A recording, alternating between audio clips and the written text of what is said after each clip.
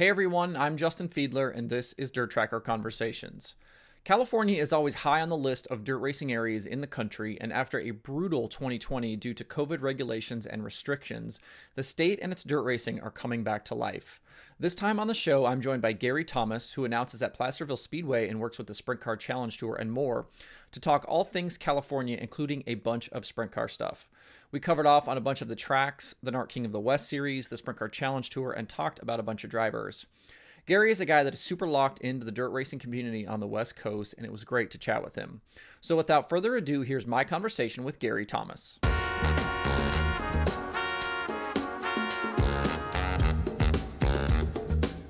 Gary, you're one of those guys, if you follow sprint car racing, dirt racing on the West Coast and California specifically, people will know who you are. But for people that maybe don't know who Gary Thomas is, give me an idea of the things that you do in dirt racing on the West Coast. Yeah, so right now I'm the PA announcer and the public relations director over at Placerville Speedway. I do PR work with Tulare Thunderbolt, the Stockton Dirt Track, and I kind of bounce around from track to track announcing. I think I have 9 or 10 shows at Watsonville Ocean Speedway this year. Last year I did some micro stuff. So basically I just bounce around from place to place, but my number one commitment is Placerville Speedway. And then I'm also the business manager and announcer with the Sprint Car Challenge Tour, our 360 wing series out here that didn't have a chance to race last year, but it looks like we're going to have a full season here in 2021.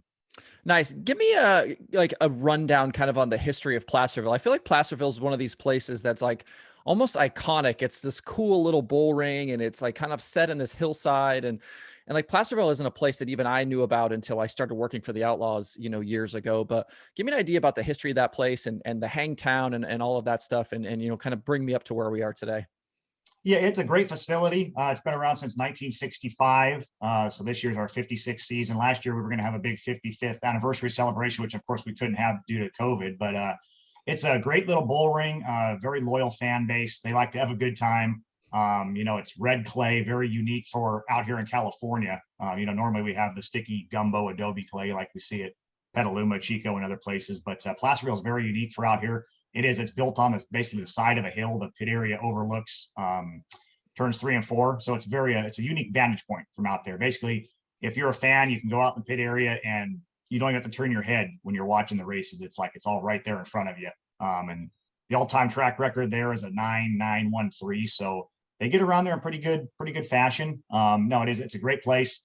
Scott Russell and Cammy Arnold took it over. I think this is now their 6th year. I think I've been there 5 years. They took over 1 year prior to me joining the festivities over there. But it's several different promoters have had it throughout the years, but Scott and Cammy they've kind of elevated, the experience, the facility improvements. I'd put it right up there with one of the premier facilities on the West Coast, not just because I work there, but it really is. Give me an idea about kind of the schedule there. I know, we've seen World of Outlaws shows in there in the past and kind of the weekly sprint car action, but what does a full season of normal racing look like at Placerville? Yeah, so we have about 15 or 16 championship point races, which usually consist of wing 360 sprint cars, limited late model pure stocks. We have a mini truck division, and then we normally bring in a traveling organization like Dwarf Cars or the Midget Lights, which are now called the Lightning Sprints. So we have a pretty substantial boat of weekly point races. We always have a couple King of the West NARC 410 shows, a couple Sprint Car Challenge Tour appearances. And as you said, the World of Outlaws, we're excited to have them back this year for the first time on a Saturday. It's always been a midweek show, so we've always kind of wanted to find that Saturday date. Luckily, it worked out for all parties, and we're looking forward to that later in the year.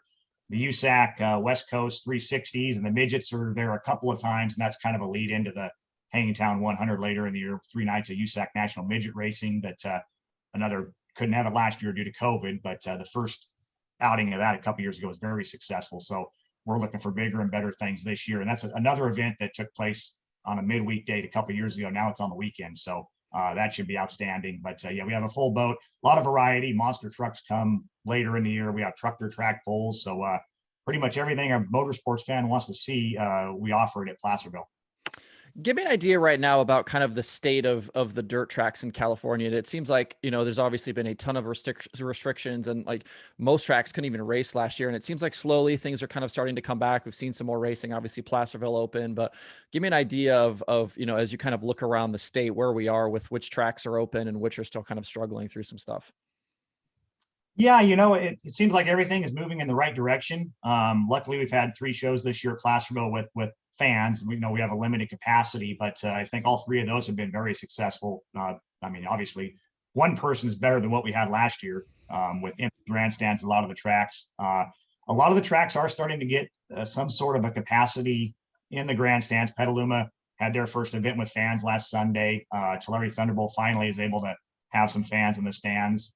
Ocean Speedway right now is the one track that can't have fans, but May 7th is what they finally got the county and fairgrounds to approve for fans back in the stands there. So everything seems like it's moving in the right direction for pretty much all the tracks in California, and all the venues that have had fans so far have been fairly successful. They're selling a lot of beer. People are, they've been cooped up for a whole year. So, they're ready to start having a good time, and that's been fun to see. Give me an idea about Keller, in Hanford. It seemed like they were kind of one of the first to come back. What was different about that racetrack? Is it just the county there that allowed them to come back before other people, or what was the kind of situation there? Yeah, so California, it really depends on your county, your fairgrounds. There's a lot of loopholes you have to go through. Luckily, Peter Murphy down at Colorado Speedway was able to have pit pass sales last year. They still couldn't sell tickets, but at least you could use the grandstands after buying a pit pass. Now, this past week, they finally got their first event since I think February of last year to actually sell tickets, and they had a fairly good crowd on hand. Now, that's one track still that can't sell beer, so it's like I say, it's a county by county deal. So that's obviously a big revenue stream that Peter has missed out on, but hopefully that'll come sooner rather than later.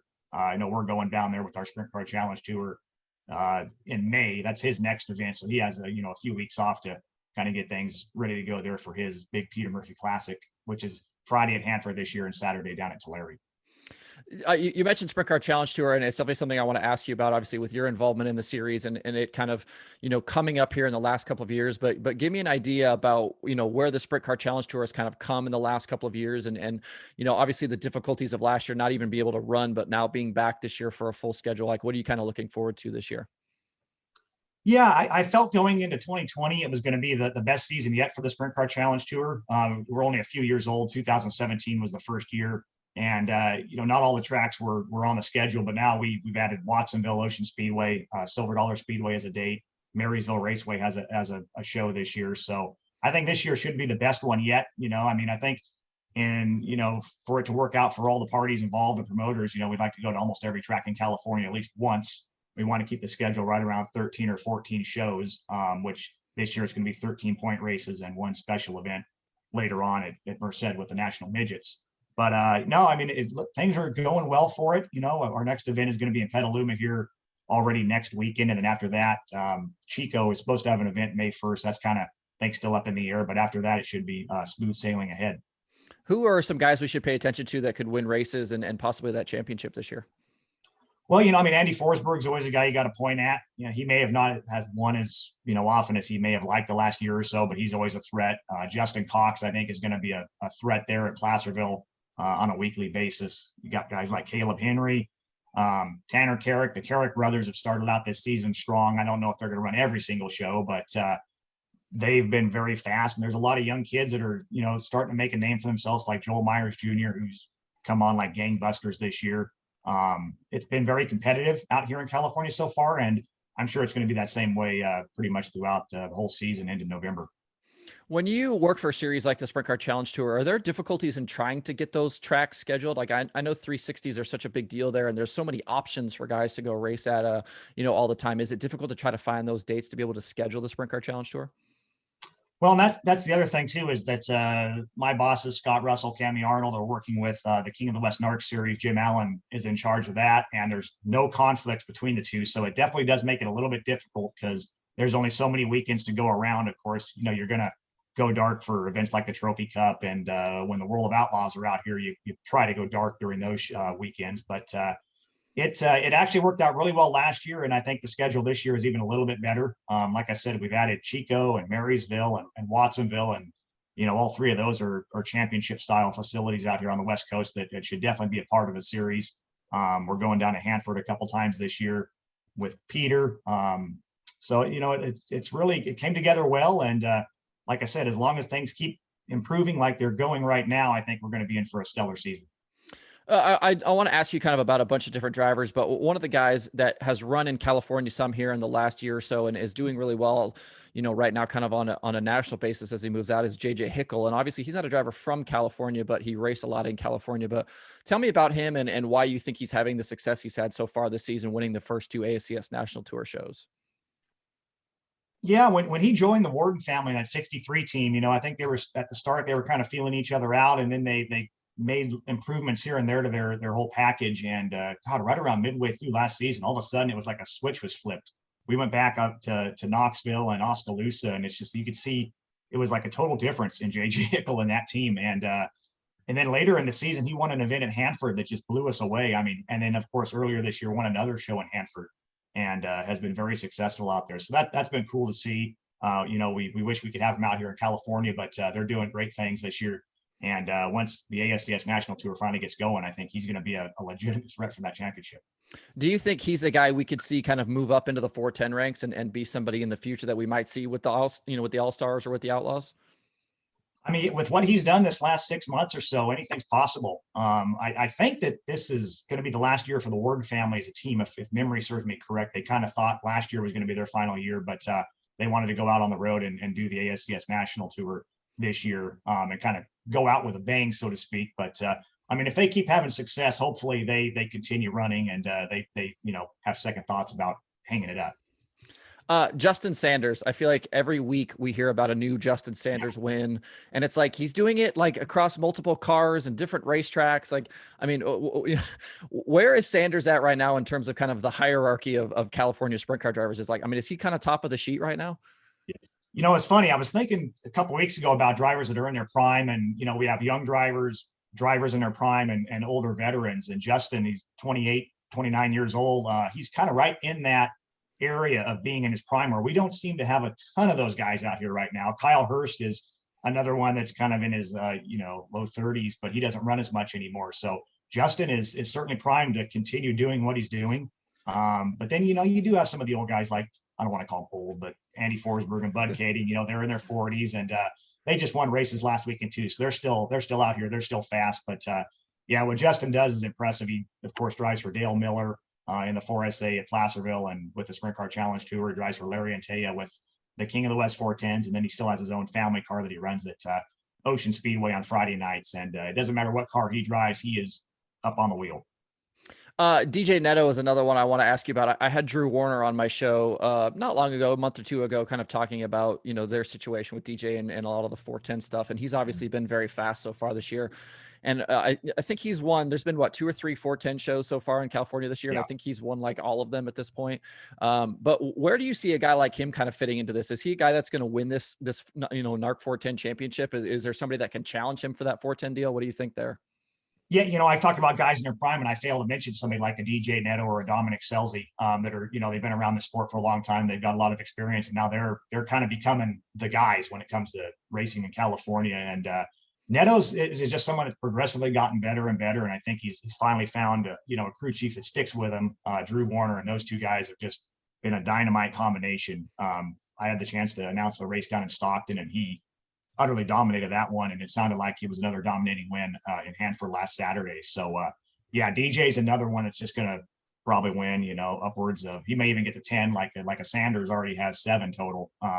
Those two guys are poised to kind of lead the way in wins, along with a guy like Dominic Scelzi, who has several wins already this year as well. But it's a great mix out here. There's a lot of young kids. There are guys like the Scelzis and the Nettos and the Sanders that are kind of becoming the guys, where a few years ago it was people like Jonathan Allard and Forsberg and Sean Becker, which, they're still doing well, but these guys like Sanders and Netto are kind of becoming the guys. You mentioned the Carricks before, and obviously Tanner's a guy we've seen out with the USAC midgets kind of, on a national scale, but the two of them, Tanner and Blake, have done really well this year. And obviously those cars are easy to spot on the racetrack, but, where do those guys kind of fit in here? Do you see them at some point, moving up and running a Sprint Car Challenge Tour, a 410, maybe doing more national stuff? Like, where do you think they kind of fit in here? Yeah, those two kids are a couple of the ones that are that are coming on, especially last year. Blake Carrick, I mean, he won our Rookie of the Year award with the Challenge Tour a couple of years ago, and then last season just grew by leaps and bounds. And it's continued this year. I mean, basically, no matter where you go in California, it seems like one of those carrot guys are up front. They're in the top 5. They're setting fast times, and Clark Riolo has the crew chief has done a fabulous job with both of them. It's great to have Tanner now kind of committing full time to sprint car racing. Of course, he ran the midget quite a bit the last few years, but he's a guy. Ryan Robinson's another one that ran a lot of midget stuff, and now is kind of committed to racing a wing sprint car. You've seen him, grow by leaps and bounds as well. But yeah, I mean, the carrots, they're as good as anybody right now in California, that's for sure. And Blake just turned 17. Tanner's 19, so they have a bright future ahead. As we kind of look around the state, in the coming weeks, coming months, what are those events? What are those tracks that you're excited to see racing from, to maybe check out in person, or maybe watch in a live stream here coming up? About back east or out here, you think?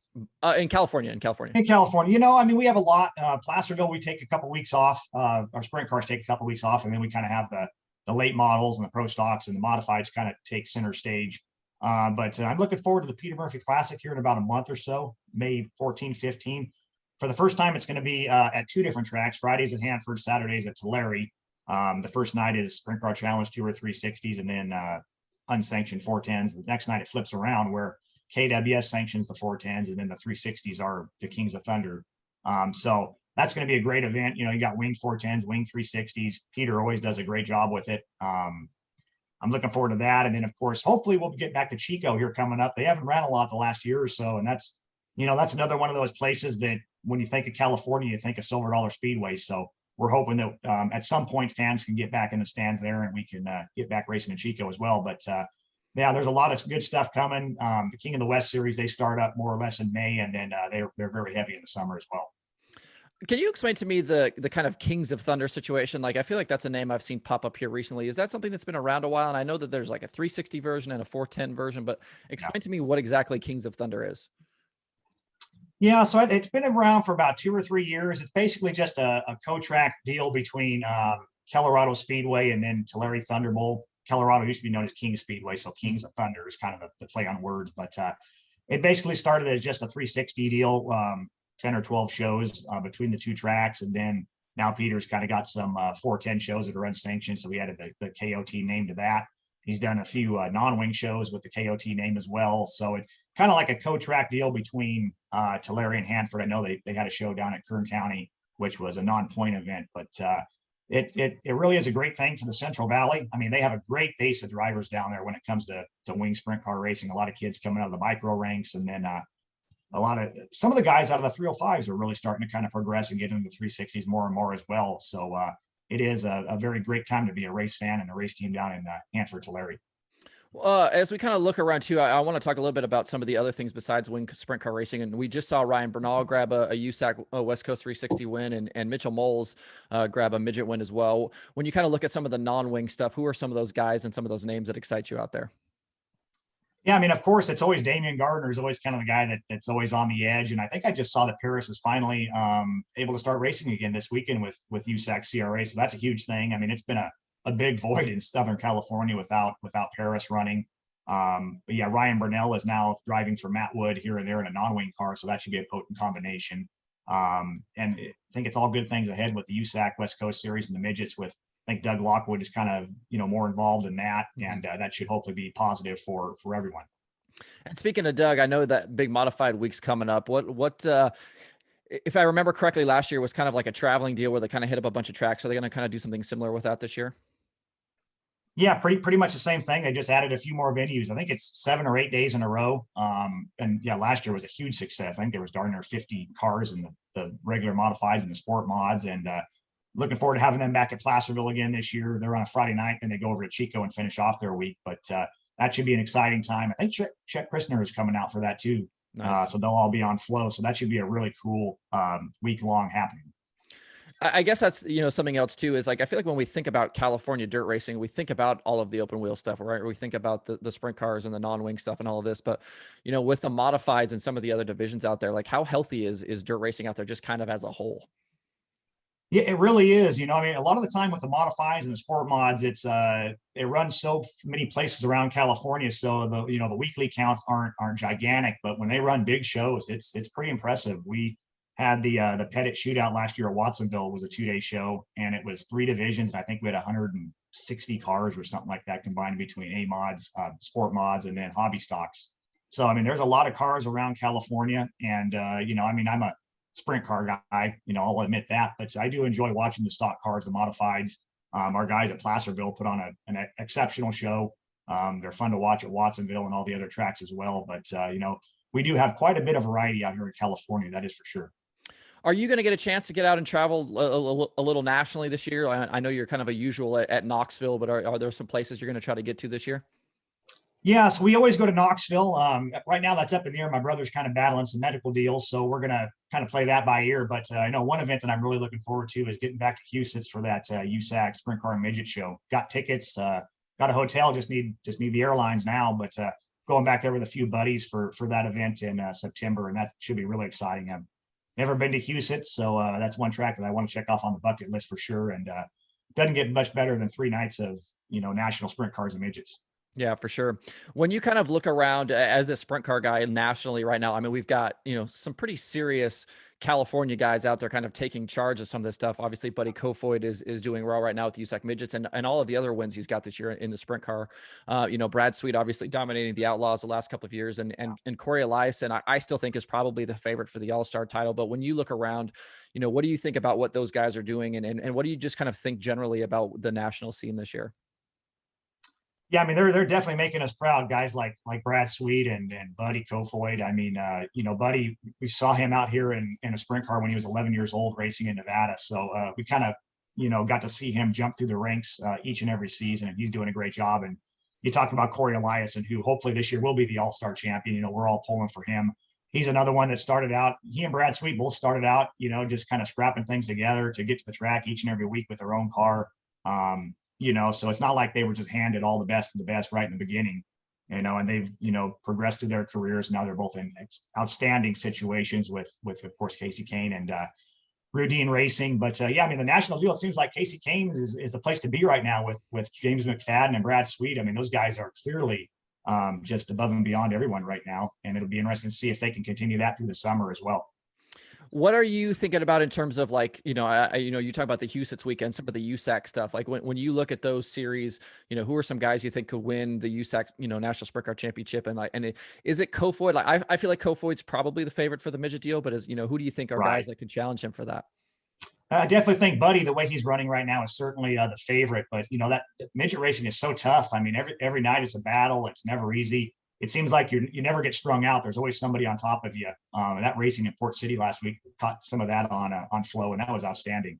You know, the midgets are probably some of the best racing you're going to see anywhere in the country right now.